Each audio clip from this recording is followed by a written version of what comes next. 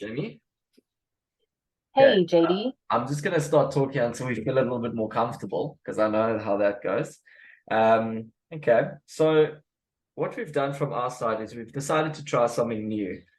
Lots of potential clients before they sign always ask, they want to see proof in the pudding, which obviously makes sense. I mean, you never want to buy or invest into a service if you haven't seen the results. Now, slight problem in South Africa, obviously, with poppy that we've been faced with. So we sat and we brainstormed and we came up with an ingenious idea. What we're going to do is we're going to start a company and we're going to use it as an actual case study. So what we're going to be running is we're going to show how we set up the company called Sterling Coffee, how we onboard the clients, what information Jamey needs to look at in order to spec the marketing strategy. And this is all with the end goal of essentially showing you the real results of a real client so that we can showcase our skill set. So, Jamey, without further ado, take me through the process as I am your new client. Okay, hi. Hi. So the very first thing that we need to do when onboarding a new client is the introductory call. Okay, this Okay. is when a client books a meeting with us as a marketing company, and then we go through the various questions. Okay. So JD, I'm going to be asking you these questions since Sterling Coffee is your company. You are now my client, and I need you to answer these questions so that I can get to the bottom of how I, as a marketing company, can help you. Okay, fantastic. So, JD, your company is Sterling Coffee. So tell me, what is it exactly that you're going to be doing? So what we are is we're more of an online coffee shop. We are focusing on two different demographics. We're going for your normal online retail sales, but we're also focusing on more of your boutique coffee shops to reach out to run pretty much the logistics and the coffee bean sales through to these coffee shops. Okay, so what are your products? What is it that you're all going to be selling? So in the beginning, we're keeping it very simple. It's just our various varieties of the beans that we do. So mixing and matching it as per. We've got the retail wing, which is just focusing more on your Arabicas coffees. And yeah, then on the more of the boutique coffee shop side, we've got lines to purchase pretty much any coffee that we need before we do the roasting. So at this stage, you're pretty much importing or even getting it locally, but Yeah, you're a sourcing locally. retailer. Correct. Yeah. You're a retailer at this stage, but when you get bigger, are you going to think of becoming a wholesaler? Do you think of maybe branding Yes. your own coffee stage? Yes. So we are branding our own coffee at the moment, and we are looking to move into that wholesale market. But for now, with every startup, you need to focus on cash flow first of all. So we're going to Yeah. focus on starting very small, keeping it very simple, and building from there. Okay, great. So if you would think about the products that you do, would you say that it's high ticket items? High ticket meaning that they're going for high values, or low ticket items? So we're starting out with a very low ticket item. The reason why is obviously we need to put the feelers out there. We're not going to try to charge very like huge quantities. So it is a very single product. It's not like a different business like the marketing business where we've got very low ticket items and we can upsell to a high ticket item. It's merely one item that we sell and they all fall in the low ticket space. Okay, great.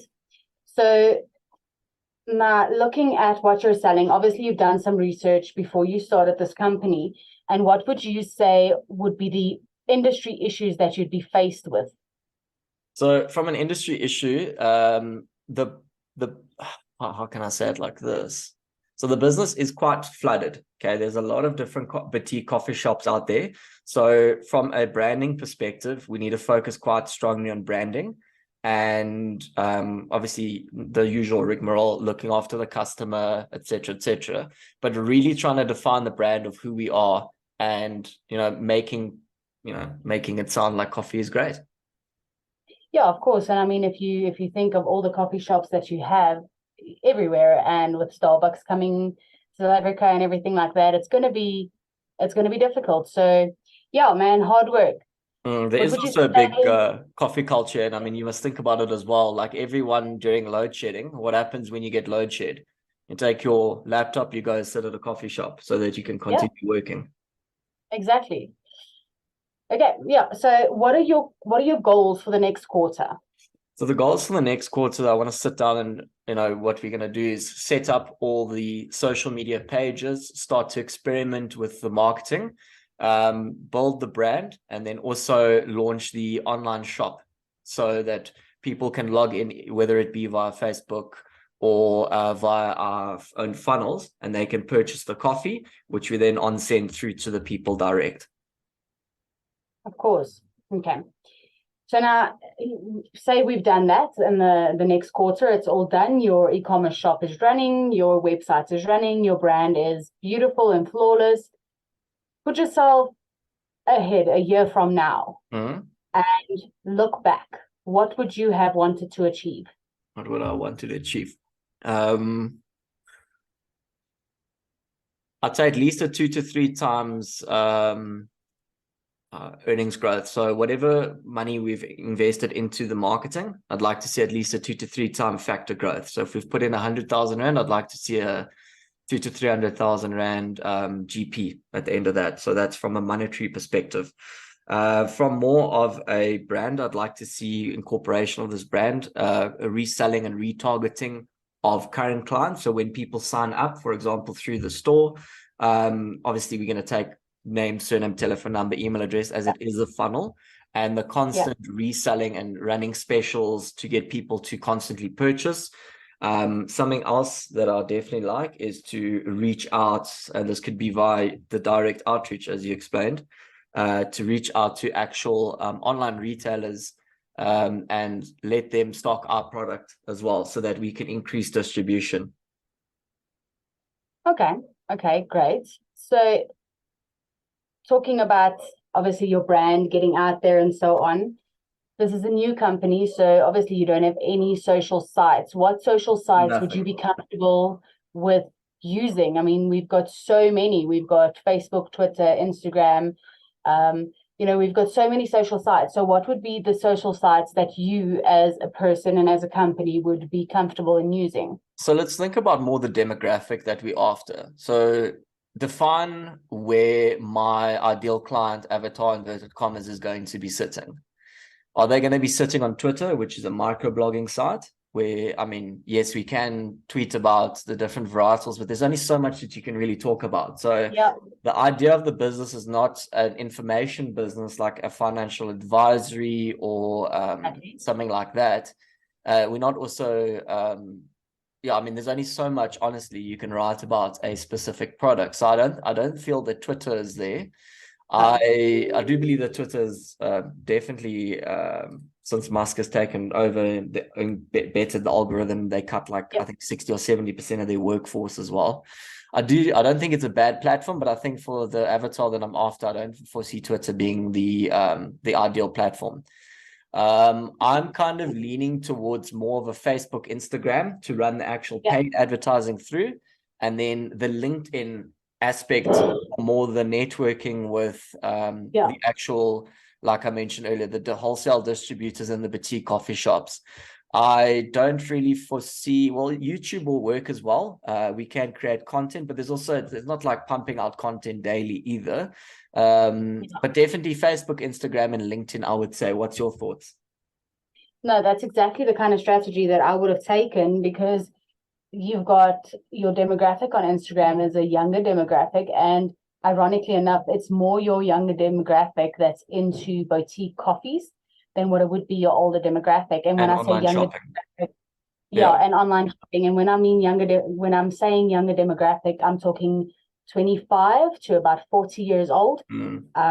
This is where you'll find your avatar on Instagram. And then Facebook, I mean, you've got your people that's working the whole day and they come home, and then, the first thing they want is a cup of coffee, and then they come across a Facebook ad that's got a beautiful, bean. So that's exactly what I would say. LinkedIn networking, that's perfect.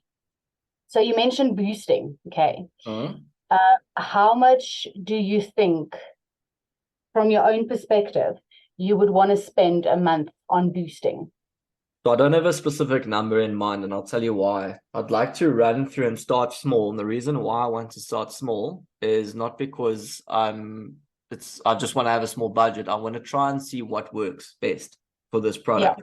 And then when we can understand, if we're putting 5,000 Rand for a week to run sending traffic through to the website where people can buy the coffee, if I've put 5,000 Rand down and I've had 1,000 Rand's worth of sales, we need to sit and reevaluate and see what was wrong with that campaign, etc., before we start ratcheting it up to higher numbers.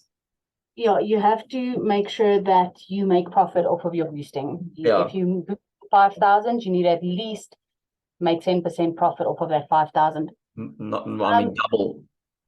Yeah, double. Essentially, you want to get to double, but you can't reach for the stars from the get-go. It is still a ladder, and that you have to climb to get there. So I just need to see the statistics, like coming from a financial background, I need to see the ARPU, like the average, return per customer, essentially. Of course. Exactly. What is the average sale? What is the amount of sales? Exactly. Once we can understand who actually, because obviously it's a complete fresh startup, so I've got no real factual information. I haven't tried any marketing, so there's nothing that you and me can frame off and say, I have tried ABC and A has been a success, B has been a failure, and C was moderate. So starting off, yes, very, very light, and then we build up and get the statistics, because if I can understand that for every 10,000 Rand that I put in, I make a 40,000 Rand profit. So it's a 1 to 4 factor. So I understand if I put in 100 grand, I should get 400 grand out of that. And once I 100%. Have those statistics and everything over a long period of time, then obviously it's going to put me a lot more at ease when I start to fork out those kind of numbers. Exactly. And this is why I would always suggest that you take your first quarter in a startup business and you look at that statistics, because it'll start giving you an idea of what works and what doesn't work for your target audience. Okay, another question, and don't take this question wrong, but I have to ask this. Do you have the time to provide the value, or are you just looking for a straight sale? I mean, are you going to have a good customer service after you've provided the beans, or are you just going to sell the beans and then that's the end of the sale? So I think it all comes down to automation, and that's also something that I do believe that from Sterling marketing side, they can do. Especially when someone would sign up and make a purchase, there's a follow-up email, a thank you email, there's the upsell email, there's the how did you find it email, it's please share with your friends email. Staying front of mind the whole time, but without being spammy, so that you can build the brand. When it comes to value, unlike a very service-based business like Sterling Solar, Sterling Coffee is a product. Now, if the product's bad, no one's going to buy. Obviously, a lot of time has been spent researching and finding the ideal roaster, which is actually based in Pretoria, as a close friend of mine as well. So the product's good. I do back the product 100%. But from a value perspective, I think it is everyone's going to say, oh, it's customer service, it's looking after the client and whatnot. I'd like to go above and beyond and say it's not just that. It encompasses the whole brand and the identity. That's what I want. Something that's automated, something that's that is going to bridge the gaps. Like, why, for example, would you rather go and shop at Checkers and get Checkers 360 to drop off food relative to the corner store?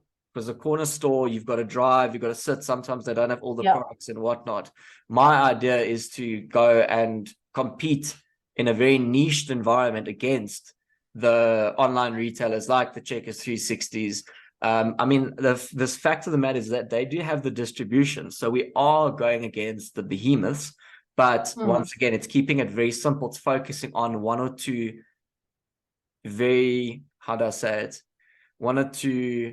products and be very concentrated across them. So not trying to become a jack of all trades. Yeah, I mean, that's exactly the way you should look at things. I mean, if you think of anyone, actually, I mean, I've got a garage right around the corner, and I would rather drive a kilometer down and go to the other garage, which is more R1 more expensive on their fuel, and rather put fuel in by the other garage than go to the garage right around the corner because of their customer service. Yeah, no, Right? 100%. Good. No, that's a good answer. I So think, who would you say? Yeah. yeah, sorry. No, continue. I think another thing that I'd like to just discuss is like more from a marketing strategy point of view. So obviously we don't have a website as well, but when it comes to the websites, I'd also like to keep something very, very simple, like one landing page, not even know who we are, where we are, literally just the product, what we sell, some testimonials from that product and where to purchase it. Like keep it awfully, awfully simple. I find that a lot of times people, especially startups, they try and do too much. I'd like to go the very ultra simplistic route. Yeah, simple is always better because you need to maintain that concentration. And unfortunately, concentration is not something, it's very far and few in between. You need to maintain that visuals from your clients or your potential clients. And then obviously the paid campaigns. Yeah, and then obviously the paid campaigns, I'm going to be running more Instagram, Facebook, and then I do believe Google AdWords too. Yeah, definitely Google. I don't necessarily want to do a paid campaign on LinkedIn because the target market's not ideal. I more want to use LinkedIn in order to showcase what we do and then hyper target the actual coffee shops and the people. So I'd like to actually understand if they are on LinkedIn as well. So could we actually run a direct outreach approach? Exactly. This is where you can, LinkedIn is where you can start your networking for, your wholesaling venture, because if you start having to sell so much bulk, you'll become more of a wholesaler than what you would be a retailer. Economies of scale. Yeah. All right. So who would you say at this very moment would be your main competitor? So there's a lot of them. I mean, too many to name. Let's say in your area, think of a 1 kilometer radius. Geez, I can't necessarily say a 1 kilometer radius, and I'll tell you why. It's because we can ship within South Africa. So the idea is when someone signs up, we ship it direct through to them via Aramax, which does cost $100, but we can fit in I can't remember the exact kilograms, but that's essentially where we're trying to go, is to send it, ship it, track it, and give the client the tracking number so they know that it's gone out, so that there's transparency there. When it comes to competition, I mean, every single coffee shop, major retail chain, Starbucks, Mug and Bean, everyone, they do sell their own coffee. So that obviously you go into Checkers, Pick and Pay, Spar, there's always coffee available. So I'd say we do compete against everyone, but we are trying. Yeah, I mean, we're going to have to try it out and see what works and what doesn't. And that's the journey that I want to take with you, because obviously this is not a short-term fix. This is, I'm trying to build something up for the long term, and it's only going to be, obviously being a startup, as I mentioned earlier, that we don't have any previous data to refer back to. You're going to have to see what works and what doesn't. Okay, now with the fact that you will send this directly to your clients and give them the tracking numbers and everything like that, would you say that's your niche above your competitors? Or what would you say your niche would be? I mean, now you've got so many competitors around you and you really do. What would be your niche? What would be your unique selling point? Come across as so arrogant, I know, but it's the product. Like there's a few things that I really enjoy in life, and one of them is coffee. You know how many pots of coffee I go through on a day. And I've been going to this coffee, well, it's a coffee shop and a roastery, and since 2013, and it is, in my opinion, the best cup of coffee that I've ever drank in my entire life. It is the best beans, no matter if you make it through a massive coffee shop machine, if you put it through a plunger, whatever method you use to make your coffee, it always just comes out so nice, just with the process that he does. So I know it sounds arrogant and everyone says it about their product, but I do believe that the differentiating factor is going to be the product, and then also the marketing behind that, because you can have the best product in the planet, but without an actual marketing plan and a marketing strategy, I might as well just start knocking on doors. Yeah, of physically course. going door I to mean, door. how can you, if I had to go and buy coffee, right? I like coffee too. I go through quite a bit of coffee, but I go to the shop and I buy my brand. This is the brand that I've been drinking ever since I was very young, and this is the brand I buy. So what would we do to get people to go, I see what you let me mean. try that brand. Let me. Yeah, I see your question now. I think definitely South Africa is a very price sensitive nation. I mean, you and myself, we in anywhere you go, it's always like, I wouldn't call it a haggle, but you're always very cost sensitive, just obviously due to the nature and the volatility in South Africa. Yeah. Obviously load shedding has also had huge economic knock-on effects through to all businesses, especially the middle class as well. And that's who we're targeting. So the idea is to not only be cost sensitive, the idea is not to be the cheapest. Okay. I'm not going to play a price war, because I don't believe that a price war really helps any industry, because I can come out and say I'm charging $24.99 and Checkers is charging 25 Rand, let's say, but still and you I'm also not don't going want to to get the cheapen your sale product until I cut it down to, let's say, a 15 Rand, whatever it is, let's say hypothetically. Now the idea is to more come in line with the competitors, but to offer more. So if someone buys in bulk, they can, receive a free packet. If they refer a friend, they can receive a free sample or something along those lines. I'm yet to experiment and see how that all works out. But I definitely think from the email marketing perspective, it's going to help the cross sell. Also focusing on presence. Like, I mean, the amount of times that I never have something nice to give to anyone, but if I can receive a very boutique, personalized gift, that can also work. And I mean, there's multiple distribution channels that we can filter into, from online retailers to gifting to selling through to boutique coffee shops who obviously don't have, a huge contract signed, to anyone. Yeah, that could be more of your unique selling points, is the gifting. I mean, if you look at Net Florist, the reason why they've become so popular is because of the whole gifting aspect. I mean, they don't have nothing that Net Florist sells is their own brand. They get it from somewhere else and they just kind of put tags on it. So yeah, that could be your unique selling point in a sense. Okay, that's the questions I have for you at the moment. Now, JD, what I would normally do is I would tell the client, okay, I'm going to send you a proposal email of what I would propose. Since you are a starter client, what I would propose is the banner. I would create your whole brand, your logo, your banner. I would set up all your social media pages. So with you guys, it would be Instagram, LinkedIn, and Facebook. And then obviously your websites and your funnel as well. So could I ask you to explain it, but in the format of the 6 pillars? So break it down for me, what you're going to be doing for each pillar. And then once we've got that, then you can give me a quotation on the costing. Obviously, you don't have to send me through the SLA because it's internal.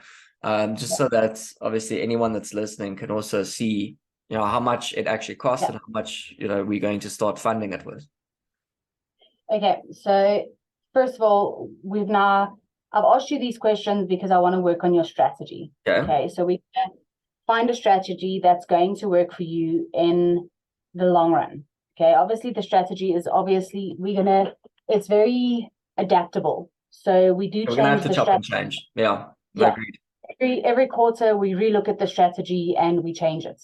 Okay, once the strategy is set up, then we start with your social media and your brand and business development. Now, the reason why I put the two together is because without your brand, there is no social media. You can't just have a social media page with the person's face on it. So you start with your brand. You start with creating a little logo. You create your slogan. You create your banners. You get your color scheme, your hex codes, everything that you are going to need to say, this is the color of my business. This is the language of my business. This is, what I want people to see. Because I remember your brand is your personality. And you have to speak to people in your personality, and your brand and your business has to be aligned for your brand to be able to speak your personality and find you the kind of clients that you want to find. I mean, for instance, you can't have a little purple unicorn on a logo of a coffee shop. I mean, you can, but what does that purple unicorn say? Yeah. Like, for instance, we actually had this discussion a while ago where, you know, your favorite color is blue. And so you wanted to create the coffee color blue. And I said to you, okay, what does that say about the coffee? And you said, that's my favorite color. And I said, okay, but what does it say about selling coffee? Mm. How do you say, okay, yes, I'm selling coffee, but the logo is blue? Whereas blue is a trusting color. Blue works for companies like marketing companies and things like that, because it makes you feel that you can trust the people. But coffee, you don't have to trust, right? Coffee is good. We all want coffee. That's just the way it is. So yeah, you make your brand and brand personality speak itself. You want people to look at it and know exactly what you're selling. No, perfect. I think in that case, let's wrap it up now, and then let's set up another time where you can then show me the strategy doc. You can show me the process. You can show me the invoice, how much it's going to cost.